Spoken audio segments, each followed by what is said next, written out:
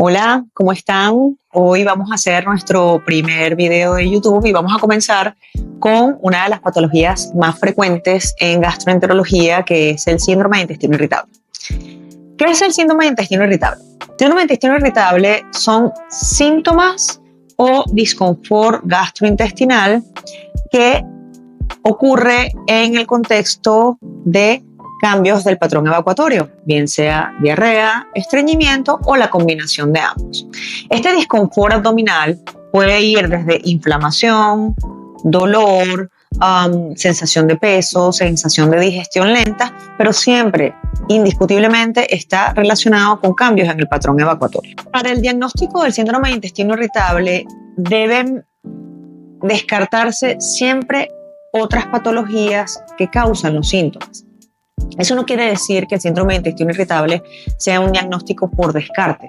El síndrome de intestino irritable tiene criterios diagnósticos específicos y son criterios que han sido establecidos por consensos internacionales, y actualmente existe el consenso de Roma 4 que establece los criterios específicos para el diagnóstico de síndrome de intestino irritable.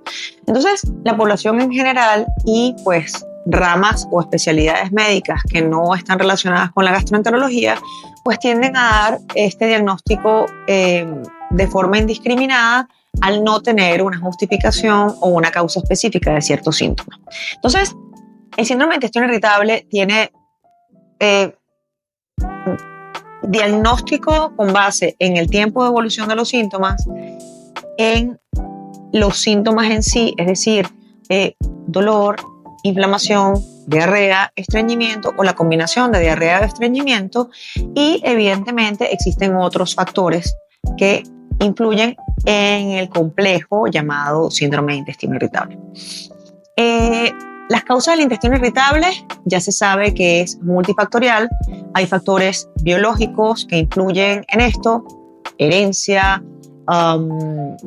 alteraciones gastrointestinales congénitas, y también existen factores sociales, es decir, relativos a nuestro entorno, bien sea entorno laboral, entorno económico, ¿ok?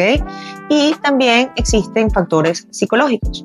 Ya se ha comprobado que en pacientes que tienen un entorno psicológico más susceptible, es decir, aquellos pacientes que suelen ser de personalidades muy activas o que suelen ser afectados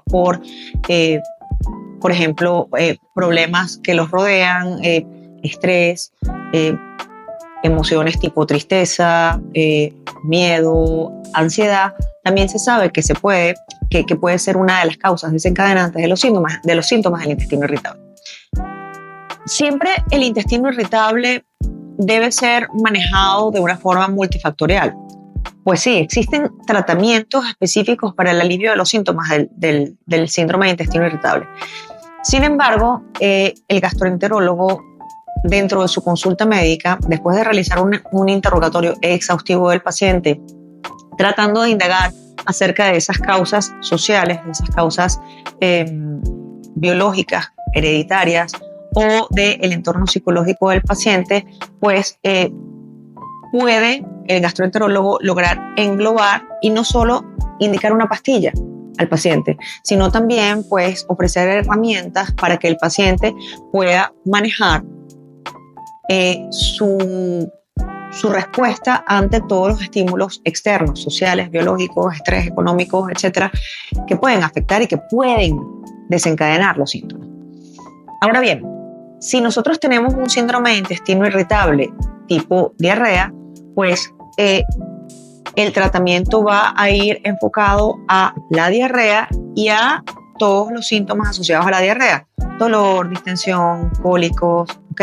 Si el paciente tiene un síndrome de intestino irritable con predominio hacia el estreñimiento, pues el tratamiento va a ir dirigido hacia el estreñimiento y los síntomas asociados a ese estreñimiento. Y si tenemos pacientes con combinaciones de estos síntomas, alternancia entre diarrea y estreñimiento, pues el tratamiento debe ser indicado de acuerdo a eso. No existe un tratamiento o una píldora mágica para los pacientes con síndrome de intestino irritable. Cada paciente debe ser evaluado de forma individual. Cada paciente debe ser manejado de acuerdo a sus síntomas individuales y, muy importante, debemos enfocarnos en lo que ahora llamamos el eje intestino-cerebro. El eje intestino-cerebro es como una nueva definición o una nueva terminología que aplicamos a esa relación existente entre nuestro sistema nervioso y nuestro tracto gastrointestinal. Yo creo que muchas veces hemos escuchado decir, es que el intestino es el segundo cerebro, o todas las emociones me pegan en el intestino, todas las emociones pegan en el estómago. Y sí, se podría decir de esa manera, y esto tiene causas fisiológicas específicas, y es porque cuando nosotros tenemos distintas emociones, miedo, nostalgia,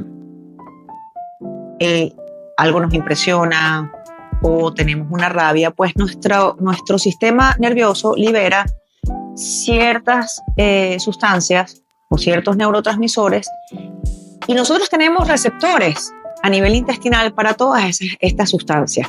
Ustedes no han escuchado a veces algunas personas que han dicho, es que cada vez que yo me asusto me dan ganas de ir al baño, o es que cada vez que yo sufro una impresión me dan ganas de vomitar y vomito. No es porque nosotros tenemos un cerebro en el intestino, sino que todas estas sustancias que se producen en determinadas circunstancias emocionales, pues tienen nuestros receptores, y estas sustancias ejercen un efecto a nivel de la motilidad de nuestro tracto gastrointestinal.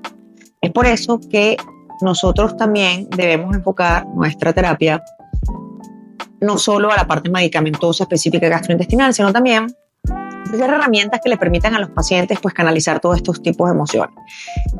Circunstancias como estrés económico, o circunstancias como la enfermedad de un familiar, circunstancias como problemas con nuestra pareja, decepciones amorosas, pueden generar alteraciones en nuestro tracto gastrointestinal. Dentro de las condiciones sociales que pueden jugar un rol importante en la exacerbación o disminución de los síntomas gastrointestinales en el síndrome de intestino irritable, pueden ser factores como, por ejemplo, un paciente que trabaja en una oficina 8 o 10 horas al día y no tiene tiempo de ir a su casa a comer, o no tiene tiempo de llevar comida preparada a su casa y come siempre en la calle. Eso es una circunstancia social. Otra circunstancia social, yo soy un paciente que me la paso viajando mucho por cuestiones de trabajo y no tengo chance para comer a la hora, entonces como una sola vez al día, y cuando ingiero alimentos en gran cantidad, y generalmente son alimentos que no puedo ingerir o no son alimentos apropiados porque, bueno, los ingiero en la calle. Eso es una circunstancia social. Otra circunstancia social, bueno, un paciente que evidentemente no tiene recursos económicos para comprar alimentos saludables, o simplemente un paciente que no es que no tiene los recursos económicos, sino que no le da la gana de ingerir alimentos saludables. Esto es una circunstancia social. Entonces, a la hora de analizar el síndrome de intestino irritable, debemos tomar en cuenta de que es un trastorno o es un síndrome que nosotros debemos tratar de forma global. ¿Todos los pacientes con síndrome de intestino irritable deben ir a un psicólogo? No necesariamente.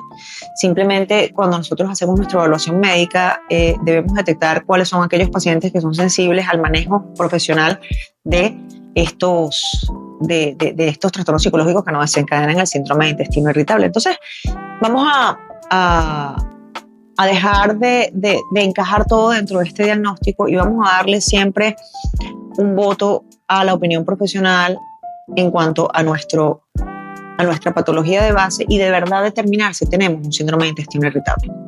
Así que bueno, consulten al médico siempre antes de llamar intestino irritable a cualquier cosa.